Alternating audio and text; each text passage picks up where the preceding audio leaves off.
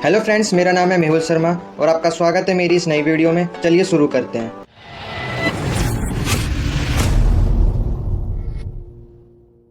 दोस्तों, आज हम करने वाले हैं यूनिट 1 का लेसन 2, जिसका नाम है cultural patterns, crystallization of hierarchy, medieval life and thought. अगर आपने अभी तक सब्सक्राइब नहीं किया तो सब्सक्राइब कर दीजिए चैनल को और वीडियो को लाइक कर दीजिए। और अगर आपको इसकी पीडीएफ चाहिए तो आपको हिंदी और इंग्लिश दोनों मिल जाएगी टेलीग्राम पर। चलिए शुरू करते हैं। तो हमारा पहला टॉपिक है कल्चरल पैटर्न। तो अब हम समझने वाले हैं कि जब मेडिवल पीरियड चल रहा था, मेडिवल पीरियड कब से है? 7th से लेकर 12th सेंचुरी तक। जो भी मेडिवल पीरियड चल रहा था, वहाँ पे संस्कृति कैसी थी, वहाँ का कल्चर कैसा था, उसका पूरा पैटर्न कैसा था, उसके बारे में अब हम समझेंगे। तो देखिए, during the high medieval age, अब देखिए हायर मेडिवल एज की बात करें तो हम इसमें किसकी बात कर रहे हैं? 12th यानी 12वीं शताब्दी की बात कर रहे हैं। अगर लोअर होता तो हम 7th सेंचुरी की बात कर रहे होते, लेकिन अब इसमें हायर का बता रहे हैं 12th सेंचुरी। तो अब देखिए 12th सेंचुरी में क्या हुआ। 12th सेंचुरी में यूरोप में एक कल्चरल रेनेसेंस आया, जिसे रेनेसेंस ऑफ 12th सेंचुरी भी कहा जाता है। तो देखिए, रेनेसेंस का मतलब होता है पुनर्जागरण, या फिर इसे नवनिर्माण भी कह सकते हैं। इसका मतलब ये होता है कि जो जो संस्कृति चली आ रही थी ना, पुरानी संस्कृति, अब उसमें कई बदलाव आ चुके थे, उसका नवीकरण हो चुका था। जो कल्चर था ना, अब वो नए रूप में आ चुका था। तो देखिए इस पीरियड ऑफ टाइम में क्या हुआ कि देखिए जो इस्लामिक वर्ल्ड था, यानी जो इस्लामिक कंट्री थी ना, वहां पे अब लिखने की प्रथा आ चुकी थी, है ना। वहां पे अब लिखना स्टार्ट कर दिया था लोगों ने, क्योंकि उससे पहले 12th सेंचुरी से पहले वहां पे लिखने की प्रथा नहीं थी। वो सब बोला करते थे और बस नॉर्मल वो बातचीत करते थे। लेकिन अब 12th सेंचुरी के बाद क्या हुआ, उसमें लिखने की प्रथा आ गई। अब जो भी वो बोलते थे वो लिखा करते थे, उनके जो भी ग्रंथ वगैरह थे वो सब लिखे जाते थे। तो इसका मतलब आप ऐसे समझिए कि जो इस्लाम वर्ल्ड था ना, यानी जो इस्लामिक कल्चर था, वो 7th सेंचुरी में स्टार्ट हुआ था। कब हुआ था? लोअर मेडिवल एज में स्टार्ट हुआ था। लेकिन उससे पहले क्या था, सिर्फ वो बातचीत करते थे, जो भी उनकी विचारधारा है ना, वो सिर्फ बोलकर एक दूसरे से ट्रांसफर करते थे। उनके कोई भी ग्रंथ वगैरह, जो भी उनके जो धार्मिक ग्रंथ है ना, वो लिखित रूप में नहीं थे। तो वो लिखना स्टार्ट कब हुए? 12वीं सदी में। हायर मेडिवल एज में उनके जो भी ग्रंथ है वो लिखना स्टार्ट हुए थे। तो देखिए जब उनको लिखना आ गया था, उन्होंने लिखना स्टार्ट कर दिया था, तो इसकी वजह से क्या हुआ, एजुकेशन का बहुत ही ज्यादा प्रसार हुआ, है ना। अब उनको लिखना आ गया था, इससे क्या कर सकते थे, वो जो भी उनका जो भी विचार वगैरह वो एक जगह से दूसरी जगह पहुंचा सकते थे ना, लिखित रूप में। और इसकी वजह से क्या हुआ, आर्ट और आर्किटेक्चर का भी बहुत ही ज्यादा विकास हुआ। और देखिए एजुकेशन जैसे जैसे बढ़ती गई ना, उसका डेवलपमेंट होता रहा, तो कई सारी यूनिवर्सिटीज और स्कूल भी बनने लगे। तो ये तो बात हो गई इस्लामिक वर्ल्ड की। अब हम चलते हैं अपने वेस्टर्न यूरोप पे, जहाँ पे कौन था? ईसाई धर्म था। तो वहां पे देखिए क्या हुआ कि जो वेस्टर्न यूरोप था ना, उसमें जो भी जैसे जैसे 12th सेंचुरी आती रही, तो वहां पे बहुत ही ज्यादा डेवलपमेंट होने लगा, है ना। उनको लिखना वगैरह सब आता था, उनका जो भी प्रोग्रेस हुआ ना, बहुत ही ज्यादा हुआ। मतलब वहां पे इतना डेवलपमेंट हुआ कि उसने जो बाइजेंटिक एम्पायर था और इस्लामिक वर्ल्ड था, उन दोनों को एजुकेशन और कल्चरल डेवलपमेंट के मामले में पीछे छोड़ दिया था। तो जो 12th सेंचुरी था ना, ये ऐसा टाइम पीरियड था जिसमें बहुत ही ज्यादा उन्नति हो रही थी, बहुत ही ज्यादा प्रोग्रेस हो रही थी। सभी सभी जगह हो रही थी, इस्लामिक वर्ल्ड में भी और क्रिश्चियन वर्ल्ड में भी।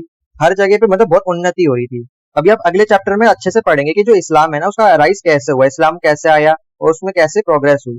अब हमारा अगला टॉपिक है क्रिस्टलाइजेशन ऑफ हायरार्की और मेडिवल लाइफ एंड थॉट। तो देखिए क्रिस्टलाइजेशन का मतलब है, यहाँ पे जो हायरार्की है ना, उसको हम अच्छी तरह समझेंगे कि उसके क्या क्या प्रोसेसेस थे, हायरार्की क्या है, कैसे है। मतलब हायरार्की के बारे में एक एक चीज अच्छे से पढ़ना, उसी को बोलते हैं क्रिस्टलाइजेशन करना। और हम देखेंगे कि जो मेडिवल टाइम चल रहा था, उसमें लोगों की लाइफ कैसे थी और उनके विचार कैसे थे। तो देखिए जो मेडिवल लाइफ थी ना, वो पूरी हायरार्की के अराउंड घूमती है। मतलब हर जगह हायरार्की थी, मतलब बड़े लोग थे और नीचे तबके के लोग थे। अभी कैसे पता चलता है? वहाँ के लिटरेचर से, वहाँ के आर्ट से, वहाँ के आर्किटेक्चर से, हमें उन सब चीजों से पता चलता है कि सोशल और इकोनॉमिकल वहाँ पे डिफरेंस था। तो देखिए जो आर्कियोलॉजिस्ट होते हैं, उनको मेडिवल पीरियड के कई सारे ऐसे लिटरेचर मिले हैं जो वहाँ की हायरार्की को डिफाइन करते हैं। जैसे कि वहाँ बताते हैं कि वहाँ पे ऐसे ऐसे पावरफुल लोग हुआ करते थे, ऐसे ऐसे मंत्री वगैरह हुआ करते थे, ऐसे लोग हुआ करते थे जो नीचे तबके के लोग हुआ करते थे। तो उनके पूरे बारे में अच्छे से डिफाइन की गई है। कई सारी पोएम्स और कहानियां भी मिली हैं जो हायरार्की को डिफाइन करती हैं। और कई सारे आर्ट्स और आर्किटेक्चर्स भी ऐसे मिले हुए हैं जिससे पता चलता है कि हायरार्की थी। जैसे कि राजमहल हो गया, जो मंदिर वगैरह हुआ करते, चर्चेस हुआ करते थे ना, उनमें अलग से पता चल जाता था कि ये बड़े लोगों का चर्च, ये छोटे लोगों का चर्च है। ऐसे पता चल जाता था डिजाइन से, वहां पे कैसे पेंट किया गया है ना, उसकी क्वालिटी से पता चल जाता था कि ये बड़े लोगों का महल है और ये छोटे लोगों का महल है। और देखिए जो सक्सेसर स्टेट हुआ करते थे, मतलब ऐसे स्टेट जहाँ पे बहुत ज्यादा डेवलपमेंट होता था, तो वहाँ पे नए नए इनोवेशंस भी हुआ करते थे। जितने भी कल्चर्स थे, रिलीजन कल्चर थे ना, वहाँ पे भी काफी ज्यादा डेवलपमेंट हुआ। जो लैंग्वेज थी उसमें भी डेवलपमेंट हुआ, उनको लिखना वगैरह आ गया था और नई नई लैंग्वेज भी मिक्स होती रही, जिससे नई लैंग्वेज बनी। जैसे कि हमारी भाषा हिंदी है, हिंदी भी किससे बनी है? संस्कृत से। क्या हुआ, बहुत सारी भाषाएं मिक्स होकर एक नई भाषा को जन्म देती हैं। तो ऐसे ही 12वीं सदी में भी हुआ, कई सारी भाषाएं नई उत्पन्न हुई। तो देखिए उस टाइम का जो कल्चर था, यानी जो मेडिवल कल्चर था ना, वो पूरा हायरार्की के ऊपर निर्भर था। जो कल्चर था ना, वो एक स्ट्रॉन्ग सेंस देता था हायरार्की का। मतलब उस कल्चर से पता चल जाता था कि हाँ, यहाँ पे एक हायरार्की थी, बहुत ही स्ट्रॉन्ग हायरार्की थी। अब हमारा अगला टॉपिक है लिटरेरी एंड इंटेलेक्चुअल ग्रोथ। मतलब लिटरेरी तो मतलब साहित्यिक, मतलब लिखित रूप में कैसे ग्रोथ हुई, और इंटेलेक्चुअल मतलब विचारों में जो बौद्धिक क्षमता है ना हमारी, मेंटली हम कैसे ग्रोथ करें उस टाइम पे। तो देखिए मेडिवल पीरियड में एक क्रिश्चियन रूलर था, यानी एक ईसाई शासक था जिसका नाम था चार्ले मैंगे। तो ये ना क्लासिकल लर्निंग को सपोर्ट करता था। तो क्लासिकल लर्निंग का मतलब होता है शास्त्रीय शिक्षा, यानी ऐसी शिक्षा जो शास्त्रों से मिली हो, जो भी उससे ग्रंथ होते हैं ना क्रिश्चियन ईसाई धर्म के, जैसे बाइबल वगैरह होगी, तो वहां से निकली हुई जो भी ऐसी लर्निंग है ना उसको हम क्लासिकल लर्निंग बोलते हैं। तो वो क्लासिकल लर्निंग को सपोर्ट करता था। और वहाँ के जो भी स्कॉलर वगैरह होते थे ना, जो क्रिश्चियन स्कॉलर्स होते थे, उनको ये फोर्स करता था कि जो भी एंशिएंट ग्रीक और लैटिन जो टेक्स्ट है उनको संभाल कर रखिए, प्रिजर्व करके रखिए, और जितने भी मतलब हमारे जो लोग हैं ना उनको इनके बारे में स्टडी करवाइए, है ना, ताकि ईसाई धर्म का और भी प्रचार प्रसार हो सके और भी जो क्रिश्चियनिटी वो फैल सके। और उसने कई सारे ऐसे एजुकेशनल इंस्टीट्यूट भी खुलवाए जहाँ पे जो पादरी वगैरह होते थे वो बच्चों को जो क्रिश्चियन आइडियाज है और आइडियोलॉजी है उसके बारे में समझाते थे, जिससे क्या हुआ कि जो ईसाई धर्म है ना वो बहुत ही जल्दी स्प्रेड हो गया। तो देखिए एक बार मैं आपके लिए इमेज लगा दूंगा, आपको दिख रहा होगा, ये जो आपको हरा हरा सारे देश दिख रहे हैं ना, इनको हम लैटिन देश बोलते हैं। तो देखिए यूरोप में तो डेवलपमेंट हो ही रहा था, तो डेवलपमेंट के साथ साथ क्या हुआ कि जितने भी जो लैटिन देश थे ना, इनमें नई नई जो लैंग्वेज है ना उनका डेवलपमेंट हुआ। देखिए कौन कौन सी लैंग्वेजेस आई, जैसे कि फ्रेंच आई, स्पेनिश, इटालियन, जर्मन। तो ये ऐसी भाषा थी जो लैटिन भाषा थी, उस टाइम पे 12वीं शताब्दी में इनका डेवलपमेंट हुआ। और देखिए जैसे जैसे लैंग्वेज का डेवलपमेंट होगा तो लिटरेचर का भी डेवलपमेंट होगा, है ना, साहित्य का भी डेवलपमेंट होगा। तो उस टाइम पे कई सारी ना पोएम्स लिखी जाती थी जो रोमांटिक हुआ करती थी, रोमांटिक पोएम्स लिखी जाती थी, काफी सारे सॉन्ग्स लिखे जाते थे, और काफी सारी जो कोर्टली रोमांस हुआ करते थे ना उनको भी लिखा जाता था। लॉन्ग नेटिव पोएम्स लिखी जाती थी, इनका अलग अलग नरेटिव हुआ करता था। तो मतलब लिटरेचर का भी साथ साथ डेवलपमेंट हो रहा था। और देखिए जो लिटरेचर हुआ करता था ना उस टाइम पे, ये उस पीरियड में किनके द्वारा लिखा जाता था, जो बड़े क्लास के लोग हुआ करते थे, जो एलिट लोग हुआ करते थे ना, अमीर लोग, उनके द्वारा ये पोएम्स वगैरह लिटरेचर वगैरह प्रोड्यूस किया जाता था। क्योंकि देखिए कोई गरीब व्यक्ति है जो पढ़ा लिखा नहीं है वो कैसे लिख देगा पोएम। तो जो बड़े क्लास के लोग थे, जो एरिस्टोक्रेट हुआ करते थे, नोबल लोग होते थे, वो लिखते थे। नोबल लोग हो गए, जो कैनाइट्स होते थे वो भी लिखा करते थे, और जो क्लैरिक होते हैं ना वो भी लिखा करते थे। जो क्लैरिक होते हैं ना, मौलवियों को क्लैरिक बोला जाता है। तो देखिए अगर आपको कोई भी लाइन समझ नहीं आ रही है, इवन कोई अगर आपको वर्ड भी समझ नहीं आ रहा तो आप कमेंट करके पूछ सकते हैं। आई होप आपको समझ आ गया होगा। तो शुरू से समझिए। देखिए लैंग्वेज का डेवलपमेंट हुआ, फ्रेंच, स्पेनिश, इटालियन, जर्मन, ये सारी लैंग्वेज का डेवलपमेंट हुआ 12वीं शताब्दी में, है ना। तो अगर लैंग्वेज का डेवलपमेंट हुआ तो उसके साथ जो लिटरेचर है उसका भी डेवलपमेंट हुआ। लिटरेचर किसके द्वारा लिखा जाता था, जो ऐसी ऑडियंस जो प्रिविलेज थी, जो अमीर लोग हुआ करते थे, जो जो सूरवीर हुआ करते थे, केनाइट्स वगैरह, जो नोबल लोग होते थे, और जो मौलवियां होते थे ना, जो मौलवी लोग होते थे, क्लैरिक बोला जाता है जिन्हें, इनके द्वारा ये लिटरेचर प्रोड्यूस किया जाता था। अब हमने लैंग्वेज और लिटरेचर के बारे में पढ़ लिया, अब हम पढ़ेंगे आर्ट एंड आर्किटेक्चर के बारे में, जिसे हिंदी में बोलते हैं कला और वास्तुकला।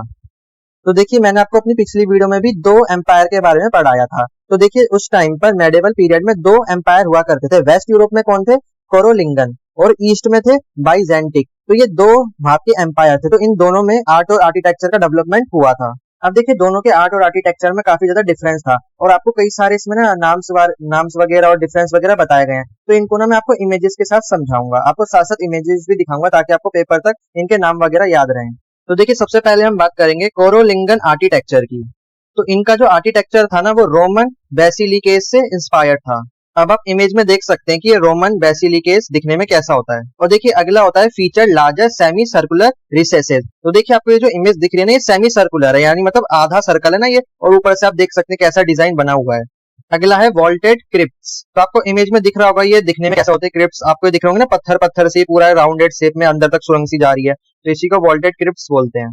तो आपने जो तीन इमेजेस देखी ना, ये तीनों को मिलाकर ये जो पूरा आर्किटेक्चर बनता है, इसी को हम बोलते हैं कोरोलिंगन आर्किटेक्चर। और ये जो आपने अभी इमेज देखी ना, इनको हाईली डेकोरेट किया जाता है, जिसकी वजह से ये जो आर्किटेक्चर और भी ज्यादा ब्यूटीफुल दिखते हैं। तो देखिए हमने कोरोलिंगन का आर्किटेक्चर देख लिया, अब हम देखेंगे बाइजेंटिक आर्किटेक्चर कैसा होता है। तो देखिए जो बाइजेंटिक आर्किटेक्चर है ना, वो चर्च ऑफ संत सोफिया से प्रेरित है। अब आप इमेज में देख सकते हैं कि संत सोफिया का चर्च दिखने में कैसा होता है। देखिए इसमें देखिए पिलर आपको दिख रहे होंगे, और बीच में गुम्बद दिख रहा होगा, इसको हम डॉम बोलते हैं। तो ये क्या होता है, जो ये आर्किटेक्चर होता है ये इस चर्च से प्रेरित होता है। तो जितने भी आर्किटेक्चर है ना उसमें आपको बीच में गुम्बद दिखाई देगा। जैसे कि मैं आपको एग्जांपल के लिए दो चार इमेज और दिखाता हूँ। जैसे कि आपको इमेज दिख रही होगी ना, ये आर्किटेक्चर आपको दिख रहा होगा, ये बाइजेंटिक आर्किटेक्चर है, इसके बीच में गुम्बद आपको दिख रहा होगा। तो जो भी आपको गुम्बद दिखे ना वो समझ जाना वो बाइजेंटिक आर्किटेक्चर है। और अब देखिए आपको दीवार के अंदर आपको देखिए इमेजेस दिखाई दे रही होंगी, छत पर इमेजेस दिखाई दे रही होंगी। तो ये जो इमेजेस होती है ना, इन इमेजेस को बोलते हैं फ्रेस्कोस। और अब देखिए आपको जीसस की ना फोटो दिख रही होगी, और अगर आप इसको ध्यान से देखेंगे ना, ये छोटी छोटी टाइलों से बनी हुई है, ये इसमें छोटी छोटी टाइलों से बनकर ये पूरी इमेज बनाई गई है। ये जो इमेज है ना इसको हम बोलते हैं मोसैक्स। तो देखिए जो फ्रेस्कोस है और मोसैक्स है, इससे ना जो इनकी जो आर्किटेक्चर इसको डिजाइन देते थे, डेकोरेट करते थे, इनका ये तरीका था अपनी बिल्डिंग को डेकोरेट करने का। और कई सारी इमेजेस जो रिलीजियस इमेजेस होती थी ना, जैसे कि जीसस की हो गई और सारे जितने भी गॉड होते हैं, वो सबकी ना इमेजेस पे और थीम पर ये सारी इमेजेस बनाया करते थे, दीवालों पर, छतों पर, जमीनों पर। तो अब आपको क्लियर हो गया होगा कि कोरोलिंगन और बाइजेंटिक दोनों का जो आर्किटेक्चर है उनमें क्या क्या अंतर होता है। अब देखिए during the high medieval age, अब हाई मेडिवल की बात करें यानी 12वीं शताब्दी की यहाँ पे बात हो रही है। तो देखिए जो चर्चेस थे ना, उन्होंने सबसे ज्यादा इंपॉर्टेंट रोल प्ले करा है आर्ट और आर्किटेक्चर में, क्योंकि हमें जितने भी सबूत वगैरह मिलते हैं ना 12वीं शताब्दी से, इन्हीं चर्चेस से मिलते हैं। ये जितने भी चर्चेस हैं हमें पता चलता है कि उस टाइम पे आर्किटेक्चर कैसा था, वहां का आर्ट कैसे थी। जितने भी जो आर्ट और आर्टिस्ट होते हैं ना, सारी अपनी कलाकारी चर्चेस पे ही दिखाते हैं। अब चलिए हम देखते हैं कि उस मेडिवल एज में कैसे मतलब आर्ट और आर्किटेक्चर हुआ करता था। तो देखिए उस टाइम में जो रोमानेस्को स्टाइल था ना, उसका उदय हुआ था। मतलब उस टाइम पे जितनी भी बिल्डिंग वगैरह आर्किटेक्चर बनाए जाते थे, सब रोमानेस्को स्टाइल में बनाए जाते थे। जैसे कि आप इमेज में भी देख सकते हैं, ये जो आपको घर दिख रहे हैं, जो आर्किटेक्चर आपको दिख रहा है ना, ये सब रोमानेस्को स्टाइल में बनाए गए हैं। तो देखिए उस टाइम पे ना दो स्टाइल का उदय हुआ था, एक तो रोमानेस्को स्टाइल है और एक गोथिक स्टाइल है। अभी मैं पहले आपको रोमानेस्को स्टाइल के बारे में बताऊंगा, उसके बाद मैं आपको गोथिक स्टाइल के बारे में बताऊंगा। तो देखिए आपने घर देख लिए, आर्किटेक्चर देख लिया कि रोमानेस्को स्टाइल में कैसे बनते थे। अब देखिए इनके अंदर होता क्या था। सबसे पहला इसमें राउंडेड आर्चेस होती थी। जैसे कि आप इमेज में देखिए, आपको ये जो घर दिख रहा है, तो दरवाजा दिख रहा है ना, क्या है, ऊपर से राउंड शेप का है ना, इसलिए हम इसको राउंड आर्चेस बोलते हैं। और देखिए इसकी जो वॉल है ना, इस वॉल को हम बोलते हैं कोलोसल वॉल्स। और इसमें छोटी छोटी विंडो हुआ करती थी, जैसे कि आपको ये विंडो दिख रही है ना, छोटी छोटी विंडो। और जो मैंने आपको पहले घर भी दिखाया था, उसमें भी आपको छोटी छोटी विंडो दिख रही होंगी। तो ये तो हमने देख लिया रोमानेस्को स्टाइल। अब हम देखेंगे गोथिक स्टाइल क्या है। तो देखिए जो गोथिक स्टाइल होता है ना, उसमें जो आर्चेज होती हैं वो पॉइंटेड होती हैं। जैसे कि आप इमेज में देख सकते हैं, ऊपर ये गोल नहीं है, इसमें नुक्की निकली हुई है, तो पॉइंटेड है ये। और देखिए इसमें ना रिब्ड वॉल्टिंग होती है। जैसे कि आपको इमेज में दिख रहा होगा ना, आपको देखिए जैसे रिब्ड होती है ना हमारी, जैसे कि चेस्ट में जो है रिब होती है हमारी, केज होता है, रिब केज, ये आपस में जुड़ा हुआ होता है। वैसे आपको जो छत दिख रही है ना, ये आपस में एक दूसरे से जुड़ी हुई है। आपको दिख रहा होगा ना कैसी ये जुड़ी हुई है, इसी को बोलते हैं रिब्ड वॉल्टिंग। और अगला है फ्लाइंग बटरेसेस। अब देखिए आप इमेज में देखिए, आपको ये बाहर निकली हुई नुक्कियां दिख रही है ना, ये बाहर निकली हुई हैं, इसी को बोलते हैं फ्लाइंग बटरेसेस। अब देखिए आपने देख लिया कि गोथिक स्टाइल कैसा होता है। अब देखिए इनका जो आर्किटेक्चर है, मतलब जो स्ट्रक्चर है, वो कैसा होता है। तो देखिए आपको ये बिल्डिंग दिख रही होगी, ये पूरी बिल्डिंग बनी है ना, गोथिक स्ट्रक्चर से बनी हुई है, आर्किटेक्चर से बनी हुई है। तो ये जो गोथिक स्ट्रक्चर होता है ना, ये टॉलर होता है और लाइटर होता है। इसकी जो बिल्डिंग होती है आपको दिख रही होगी, लंबी है और हल्की होती है बिल्डिंग, वजन इनमें ज्यादा नहीं होता, ये हल्की बिल्डिंग होती है। और इन बिल्डिंग में ना कई सारी मूर्तियां वगैरह होती हैं इनको सजाने के लिए। और इनकी जो खिड़कियां होती है ना, उनको रखा जाता है, कलरफुल खिड़कियां होती हैं इनमें।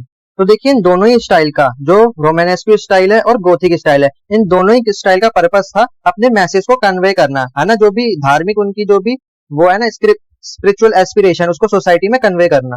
तो आई होप आपको आर्ट और आर्किटेक्चर में दोनों में डिफरेंस समझ आ गया होगा। पहला था देखिए कोरोलिंगन आर्किटेक्चर, फिर था बाइजेंटिक आर्किटेक्चर, इन दोनों में अंतर समझ लिया। फिर हमने रोमानेस्को स्टाइल और गोथिक स्टाइल, इन दोनों में अंतर समझा। अब हम देखेंगे टेक्नोलॉजिकल इनोवेशंस। तो देखिए 12वीं शताब्दी में सबसे पहला जो टेक्निकल इनोवेशन हुआ वो था हैवी व्हील्ड प्लग, जो मैंने आपको अपनी पिछली वीडियो में भी उसकी इमेज दिखाई थी। ऐसा मतलब हल होता है जिसमें पहिया होता है। इसकी वजह से क्या होता है, खेती करने में आसानी होती है। जब हम खेत को जोतते हैं ना, तो वो आसानी से जुत जाता है ना, बैल के पीछे बस लगाया, पहिया घूमता रहेगा, वो खेत जुतता जाएगा।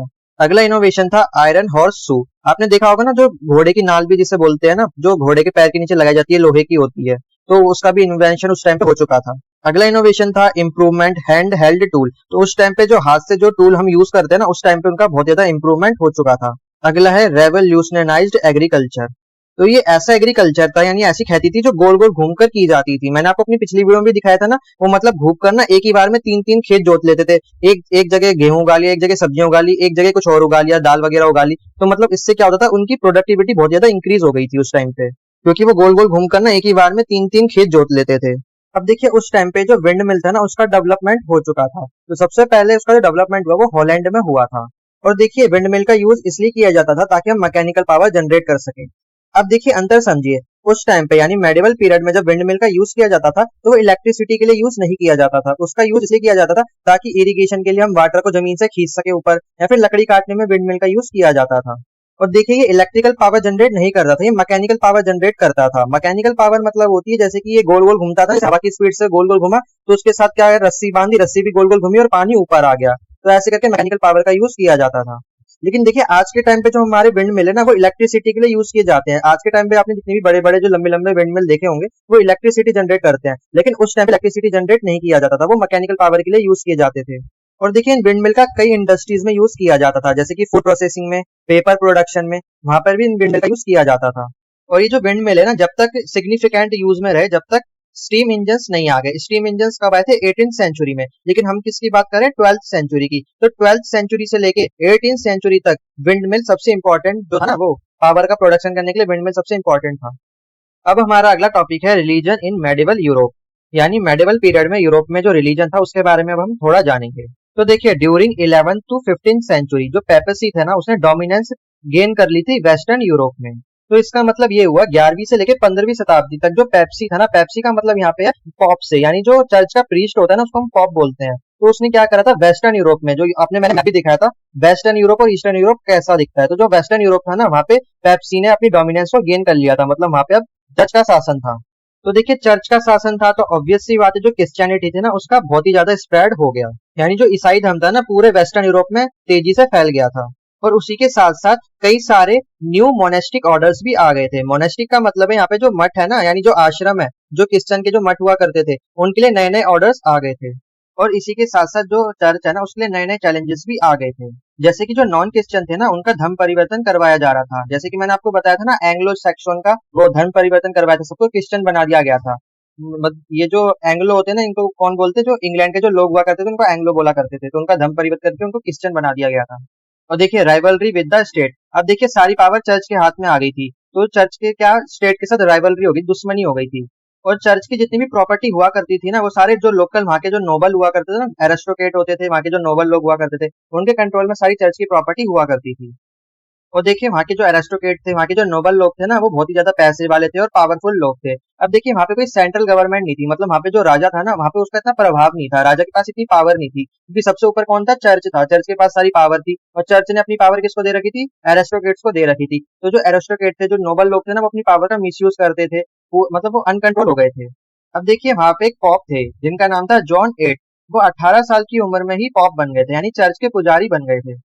तो देखिए, जो पुजारी थे ना, एक स्ट्रॉन्ग फैमिली से आते थे, मतलब इनकी जो फैमिली थी ना, वो पॉलिटिकली बहुत ही पावरफुल फैमिली थी। और इन्होंने अपना मतलब बयान जब इन्होंने अपने बारे में बताया, अपने मतलब जो भी इन्होंने साहित्य वगैरह लिखा होगा, तो उसने एक्सप्लेन करा था कि उनकी जो फैमिली कैसे अपनी पावर का मिसयूज करती थी। जैसे जो चर्च है ना, वो सिर्फ वेल्थ को एक्यूमुलेशन करने में लगे हुए थे, यानी जितना भी धन था ना, वो अर्जित करने में लगे हुए थे। गरीबों पे अत्याचार करते थे, उनसे सारा टैक्स वगैरह लिया करते थे, पैसे लिया करते थे, और बहुत ही अत्याचार करते थे। तो ये जो 18 साल की उम्र में जो पॉप बन गए थे ना, इन्होंने अपनी मतलब जो भी इन्होंने लिटरेचर वगैरह लिखा होगा उसमें बताया है। अब हम देखेंगे reforms to the Christian church, यानी जो चर्चेज है ना, उसमें क्या क्या रिफॉर्म्स आए, यानी क्या क्या सुधार किए गए। तो देखिए, जो पहला रिफॉर्म आया उसका नाम था क्लूनिक रिफॉर्म। तो देखिए, इस रिफॉर्म का क्या काम था? तो देखिए, उस टाइम पे जो मोनेस्ट्रीज थी ना, उस पे जो लोकल नोबल्स थे और जो बिशप थे, उनका कंट्रोल हुआ करता था। जो नोबल लोग कौन थे? जो पैसे वाले हुआ करते थे, जो पावरफुल लोग हुआ करते थे। और जो बिशप होते थे, वो मतलब बिशप वो होते थे जो चर्च के जो मेन लोग हुआ करते थे, तो उनके कंट्रोल में मोनेस्ट्रीज हुआ करती थी। तो ऐसे में इस रिफॉर्म का काम था इन नोबल और बिशप के कंट्रोल से मोनेस्ट्रीज को फ्री करवाना, आजाद करवाना। और ऐसे में क्या हुआ कि जो पॉप था ना, उसके कंट्रोल में मोनेस्ट्रीज आ गई थी। अब उसकी अथॉरिटी थी, जो चर्च का जो पॉप हुआ करता था, जो पुजारी हुआ करता था, वही मोनेस्ट्रीज का हेड हुआ करता था। अब फिर क्या हुआ, फिर मोनेस्ट्रीज पे कई सारे स्ट्रिक्ट रूल लागू कर दिए गए, जिससे कि जो नोबल और बिशप है उनका कंट्रोल हट गया। और देखिए, पहले क्या किया जाता था, पैसे देकर ना पोजीशंस दी जाती थी, जो पोजीशन थी ना उनका बाय और सेलिंग चला रहता था। तो फिर जो पॉप था ना, उसने क्या करा, उस पर बैन लगा दिया, अब कोई भी पोजीशन को खरीद या बेच नहीं सकता। तो मतलब ये जो क्लोनिक रिफॉर्म था ना, इसका जो मेन एम था वो ये था, जो पॉप है ना, उसकी पूरी अथॉरिटी मोनेस्ट्रीज पे स्थापित कर देना। अब देखिए, जो अगला रिफॉर्म था उसका नाम था ग्रिगोरियन रिफॉर्म। तो देखिए, इस रिफॉर्म का काम था कि जो पॉप है ना, उसको जर्मन रूलर से इंडिपेंडेंस दिलाना, क्योंकि उस टाइम पे जर्मन रूलर क्या करते थे, वो अपने बिशप्स को अपॉइंट करते थे चर्चेज में। जो बिशप होते थे ना, मतलब आप ऐसे समझ लिए, जो कंपनी होती है ना, उसका जो मैनेजर होता है, इंपॉर्टेंट कौन होता है? मैनेजर। तो ऐसे आप समझ सकते हो, चर्च है ना, उसका मैनेजर कौन होते थे? बिशप होते थे। तो ये जो रूलर हुआ करता था जर्मनी, इनको अपॉइंट करता था। तो इस रिफॉर्म की वजह से क्या हुआ, इस पे बैन लग गया। अब जो किंग है ना, वहाँ का जर्मन किंग है, वो अब इन बिशप्स को अपॉइंट नहीं कर सकता था। तो इससे क्या हुआ, जो सारी पावर है किसके हाथ में आ गई थी? पॉप के हाथ में। मतलब अब जितनी भी चर्चेज है ना, उनका लीडर कौन होगा? पॉप होगा, यानी वहां का जो पुजारी है वो होगा। तो ये दो रिफॉर्म्स आए थे। तो मतलब इन दोनों रिफॉर्म का मेन काम यही था, पॉप की पावर्स को बढ़ाना। अगला टॉपिक है हमारा the investiture conflict and the authority of the pop. तो देखिए, इन्वेस्टिचर कॉन्फ्लिक्ट वो कॉन्फ्लिक्ट होते हैं जो पद के लिए किए जाते हैं, पोजीशन के लिए किए जाते हैं, है ना। जब कोई व्यक्ति दूसरे व्यक्ति के साथ बहस करता है या लड़ाई झगड़ा करता है उसकी पोजीशन हासिल करने के लिए, तो उसको हम बोलते हैं इन्वेस्टिचर कॉन्फ्लिक्ट। अब देखिए, 1122 में, यानी 11वीं शताब्दी में क्या हुआ, जर्मनी की एक सिटी थी जिसका नाम था वर्म्स। तो वर्म्स में ना एक एग्रीमेंट साइन हुआ, तो उस एग्रीमेंट का नाम था कॉनकॉर्डेट ऑफ वर्म्स। तो ये एग्रीमेंट जर्मन रूलर और चर्च के बीच में साइन हुआ था। तो देखिए इस एग्रीमेंट के तहत क्या हुआ था, ये डिसाइड किया गया था कि जो रूलर है यानी जो जर्मन रूलर है ना, वो कोई भी रिलीजियस सिंबल चर्च को नहीं दे सकता। यानी मतलब वो ये नहीं कह सकता कि मैं आपको सिंबल दे रहा हूँ, आप इसको एक सिंबल, एक चर्च का एक रिलीजियस सिंबल बना दीजिए। तो जो रूलर है ना वो ऐसा नहीं कर सकता। और चर्च का जो लीडर है ना उसको सेक्युलर पावर दे सकता है। सेक्युलर पावर मतलब वो ऐसी पावर दे सकता है जिसकी वजह से जो चर्च है ना वो अपने धर्म का प्रचार प्रसार कर सके। और इस एग्रीमेंट के तहत जो रूलर है ना वो चर्च का ना बॉस माना जाएगा। इसका मतलब उस टाइम पे क्या होता था कि चर्च ना किंग से ऊपर हुआ करते थे, लेकिन इस एग्रीमेंट के बाद क्या हुआ कि जो किंग है, अब जो रूलर है ना वो चर्च से ऊपर माना जाएगा, वो सबका बॉस माना जाएगा, उसके नीचे सारे चर्चेस आएंगे। अब देखिए एक व्यक्ति होता है जिसका नाम होता है इनोसेंट थर्ड। ये व्यक्ति पॉप बनता है 1198 से 1216 तक, ये चर्च का पॉप बनता है, तो इसका नाम हो जाता है पॉप इनोसेंट थर्ड। तो ये क्या करता है, जो पेप्सी है ना उसको स्ट्रॉन्ग करता है। पेप्सी मतलब होता है पॉप का तंत्र, यानी चर्च का शासन, उसको ये मजबूत करता है, यानी चर्च का शासन होना चाहिए सबसे ऊपर, तो ये उस पर फोकस करता है, उसको स्ट्रॉन्ग करता है। और साथ ही ये क्या करता है, पेपल स्टेट बनाता है। पेपल स्टेट मतलब पॉप का एक स्टेट, यानी एक ऐसा राज्य जिसका जो राजा है वो पॉप होगा। तो देखिए इन पॉप इनोसेंट थर्ड का जो इन्फ्लुएंस है ना वो जर्मनी, इंग्लैंड और फ्रांस तक था। और देखिए इन्होंने क्या करा, 1215 में काउंसिल ऑफ रोम का यूज करके, यानी जो रोम की जो परिषद है ना उसके माध्यम से क्या करा कि चर्च में जो पॉप है ना उसकी लीडरशिप को स्थापित कर दिया। यानी अब चर्च पे किसका, जो चर्च का लीडर है वो कौन होगा, पॉप होगा। तो पूरा जो नियंत्रण है ना पॉप के हाथ में होगा। लेकिन देखिए जैसे जैसे समय बीता ना वैसे ही जो पॉप है ना उसको कई सारी डिफिकल्टीज फेस करनी पड़ी। जो पॉप था और जो किंग था उनके बीच में पावर स्ट्रगल स्टार्ट हो गया, जिसकी वजह से क्या हुआ, जो चर्च है ना उसकी जितनी भी अथॉरिटी थी उसमें वो कमजोर पड़ने लगा। अब हमारा अगला टॉपिक है क्रूसेड एंड देयर इम्पैक्ट। तो सबसे पहले समझे क्रूसेड का मतलब क्या होता है। क्रूसेड का मतलब होता है धर्म युद्ध। तो जैसे कि इस्लाम में धर्म युद्ध को जिहाद बोलते हैं, वैसे ही क्रिश्चियन में धर्म युद्ध को क्रूसेड बोलते हैं। अब देखिए 7th और 8th सेंचुरी में अरब का एक्सपेंशन हो रहा था, तो इसकी वजह से क्या हुआ, ईस्टर्न और वेस्टर्न यूरोप में ना कई सारे पॉलिटिकल थ्रेट्स आना शुरू हो गए। मतलब राजनीतिक अस्थिरता पैदा हो गई, बहुत ही सारे लड़ाई झगड़े होना स्टार्ट हो गए। तो उसकी वजह से क्या हुआ, जो जेरूसलम है ना उस पर कब्जा हो गया। आपको इमेज में दिख रहा होगा, इसराइल के बगल में क्या है, जेरूसलम है। यहाँ पे किसका कब्जा हो गया था, ईसाइयों का, क्रिश्चियन का यहाँ पे कब्जा हो गया था। और वहीं पर जो स्पेन है ना वहां पे स्पेन की विजय हो गई थी, यानी जीत हो गई थी। स्पेन पे किसका शासन था, इस्लाम का। अब देखिए जैसे जैसे इनके बीच में कॉन्फ्लिक्ट्स हो रहे थे ना, तो इन कॉन्फ्लिक्ट्स को ना एक नया नाम मिल गया था। जैसे अगर क्रिश्चियन लोग हैं, अगर वो कोई धर्म युद्ध कर रहे हैं तो उनको बोला गया क्रूसेड, और अगर इस्लाम के धर्म यानी जो मुस्लिम है उनके द्वारा कोई कॉन्फ्लिक्ट किया जाता है तो उसको बोला जाए जिहाद। अब देखिए इन्होंने क्या करा, रिलीजियस साइड पे विजय हासिल करी। अब अगर इन्होंने रिलीजियस साइड पे यानी एक धार्मिक साइड पर विजय हासिल करी, तो इन्होंने जब विजय हासिल करी, इनका जो फिर जो कॉन्फ्लिक्ट था ना उसने भी एक रिलीजियस कैरेक्टर ले लिया। यानी जो क्रूसेड है और जो जिहाद है ना एक रिलीजियस, एक धर्म के साथ जोड़ा जाता है। जैसे कि एग्जाम्पल के लिए आपने लव जिहाद का तो नाम सुना ही होगा। तो अब देखिए जैसे कि नाम के पीछे क्या जिहाद जोड़ दिया गया, लव जिहाद, तो हमें क्या ऐसी एक सेंस आ रही है कि ये जो जिहाद किया जा रहा है धर्म के लिए किया जा रहा है। वैसे ही जो क्रिश्चियन होते हैं ना धर्म परिवर्तन करवाने के लिए जब वो क्रूसेड करते हैं, तो जो क्रूसेड वर्ड है ना ये भी इनके रिलीजन से जुड़ा हुआ है। तो यानी जो क्रूसेड और जिहाद है इसने एक रिलीजियस कैरेक्टर ले लिया है। अब देखिए जो क्रूसेड है उसकी वजह से क्या क्या इम्पैक्ट पड़े। तो पहला है वीकनिंग क्रिश्चियन स्टेट्स। तो देखिए ऐसे राज्य जो ईसाइयों वाले थे ना वो कमजोर पड़ने लगे। क्यों पड़ने लगे, क्योंकि जब क्रूसेड किया जाता है ना तो उसमें कई सारे मतलब मैन फोर्स लगता है ना, जो जनशक्ति है वो लगती है ना, लोग लगते हैं, तो जितने भी संसाधन है वो लगते हैं, जितने भी जो लड़ाई झगड़े में जो वेपन वगैरह यूज होते हैं वो लगते हैं, पैसा लगता है बहुत ज्यादा, है ना, जब कोई युद्ध लड़ा जाता है तो पैसा भी लगेगा। तो इसकी वजह से क्या हुआ कि जो ऐसे स्टेट थे ना क्रिश्चियन वाले, उनको काफी ज्यादा उनमें कमजोरी आ चुकी थी, उनका काफी ज्यादा पैसा भी खर्च हो चुका था। और अगला इम्पैक्ट है फोस्टरिंग नेशनल हॉस्टिलिटीज। इसका मतलब होता है राष्ट्रीय शत्रुता को बढ़ावा देना। अब देखिए कोई ऐसा राज्य है जो क्रिश्चियन का राज्य है, मतलब एक क्रिश्चियन स्टेट है, अगर वो क्रूसेड करता है यानी धर्म युद्ध करता है, तो इसकी वजह से क्या होगा, वो राष्ट्र के प्रति जो एनिमी है वो बढ़ेंगे ना, दुश्मन बढ़ेंगे राष्ट्र के लिए। और इसकी वजह से क्या हुआ, डिवीजन हो गया लैटिन और ग्रीक वर्ल्ड में, है ना, लैटिन वर्ल्ड अलग बन गया, ग्रीक वर्ल्ड अलग बन गया। और देखिए क्रूसेड का अगला इम्पैक्ट था फ्यूचर एक्सप्लोरेशन और कंक्वेस्ट पर। तो सबसे पहले समझिए कि फ्यूचर एक्सप्लोरेशन पे कैसे इम्पैक्ट डाला। देखिए जब लोगों को फ्यूचर एक्सप्लोरेशन करनी चाहिए थी ना, नई नई चीजें खोजनी चाहिए थी और एक्सप्लोरेशन करनी चाहिए थी, उस टाइम पे सब क्रूसेड कर रहे थे, धर्म युद्ध कर रहे थे, उसमें बिजी होने के कारण उन्होंने कई सारी एक्सप्लोरेशन छोड़ दी। और उस टाइम पे जैसे कि पोर्तुगीज, स्पेनिश, इन्होंने कई सारी डिस्कवरी करी। और देखिए कंक्वेस्ट पे भी इसने असर डाला। कंक्वेस्ट का मतलब होता है विजय। तो जैसे कि अमेरिका की विजय पर इसने प्रभाव डाला था। तो देखिए ये अमेरिका है साउथ अमेरिका वाला। साउथ अमेरिका में क्या था, वहां पे स्पेनिश अंपायर था। है ना। स्पेनिश एम्पायर होने के कारण उन्होंने क्या करा, क्रूसाइड करा। उसकी वजह से क्या हुआ, अमेरिका के लोगों ने आंदोलन वगैरह करा, वहां से क्या करा, स्पेनिश एम्पायर को हटा दिया। तो अगर वो क्रूसाइड ना करते तो इसकी वजह से आंदोलन भी नहीं होता। तो क्रूसाइड की वजह से क्या हुआ, इसने ना विजय को भी प्रभावित करा। तो ये सारे इम्पैक्ट थे क्रूसाइड करने के। अब हमारा अगला टॉपिक है हेटेरोडॉक्स रिलीजियस मूवमेंट, जिसका मतलब होता है विधर्मी धार्मिक आंदोलन। तो ये दो अलग अलग आंदोलन है, एक आंदोलन जो धार्मिक आंदोलन है, एक आंदोलन जो धार्मिक नहीं है। तो देखिए 11वीं सदी में यानी 11th सेंचुरी में पॉप ग्रिगोरी 7th ने रिफॉर्म लाने के लिए कई सारे रिलीजियस मूवमेंट करे यानी धार्मिक आंदोलन करे। तो इन्होंने ये जो आंदोलन करा इनको अप्रूव्ड यानी मंजूरी भी मिली और इनके आंदोलन को निंदा भी मिली यानी कंडेम्ड भी मिला। तो देखिए इनके द्वारा चलाए गए जो रिलीजियस मूवमेंट है, जो अप्रूव्ड मूवमेंट थे, उनका नाम था क्रेथुशियन एंड क्रिस्टेशियन। और ऐसे मूवमेंट जिनको निंदा मिली, एक का नाम था कैथर और एक का नाम था वेल्डेसियन। अब देखिए ऐसे मूवमेंट जिनको अप्रूवल मिल गया था, उन्होंने सॉलिट्यूड, वॉरशिप और मैनुअल लेबर पर ध्यान दिया। इसका मतलब ऐसे आंदोलन जिनको स्वीकृति या मंजूरी मिल गई थी, उन्होंने एकांत, पूजा और शारीरिक श्रम पर ध्यान दिया। और देखिए ऐसे मूवमेंट जो हेरेटिकल थे यानी ऐसे मूवमेंट जो अधार्मिक थे, उन्होंने अपनी खुद की मान्यताओं को विकसित किया और चर्च की आलोचना की। अब देखिए दो टाइप के लोगों में ना बट गया था समाज, एक था डोमिनिकन और एक था फ्रांसीसियन। तो ये दोनों ही ना चर्च की हर आज्ञा का पालन करते थे और जो फ्यूडल सिस्टम था ना ये उसके खिलाफ थे। तो देखिए जो डोमिनिशियन थे ना, उन्होंने क्या करा, ऐसे लोगों ने अपना प्रचार किया, अपने धर्म को फैलाया और धर्म परिवर्तन भी करवाया और बहस में लगे रहे। और जो फ्रांसीसियन थे ना, उन्होंने अपना जीवन यापन भीख मांगकर करा और उन्होंने गरीबी और विनम्रता को अपनाया। तो देखिए जो डोमिनिशियन था ना, ये संत डोमिनिक द्वारा फाउंड किया गया था 13th सेंचुरी में।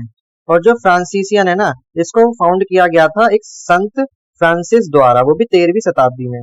तो ये जो डोमिनिशियन है और एक फ्रांसीसियन है, एक बस एक रिलीजियस ऑर्डर है। इसमें जो संत थे ना, उन्होंने अपने उपदेश वगैरह दिए थे, लोगों को बताया था कि लोगों को कैसे जीना चाहिए। तो यहीं पर हमारा चैप्टर फिनिश होता है। आई होप मैंने आपको जितना भी पढ़ाया आपको अच्छे से समझ आ गया होगा। तो जल्दी से चैनल को सब्सक्राइब कर दीजिए, वीडियो को लाइक कर दीजिए और कमेंट करके बताइए वीडियो आपको कैसी लगी। और अपने दोस्तों के साथ इसे शेयर करना ना भूलिएगा। और अगर आपको इसकी पीडीएफ चाहिए तो आपको टेलीग्राम पर मिल जाएगी। तो मैं मिलता हूँ आपको इसकी नेक्स्ट वीडियो में, तब तक के लिए जय हिंद।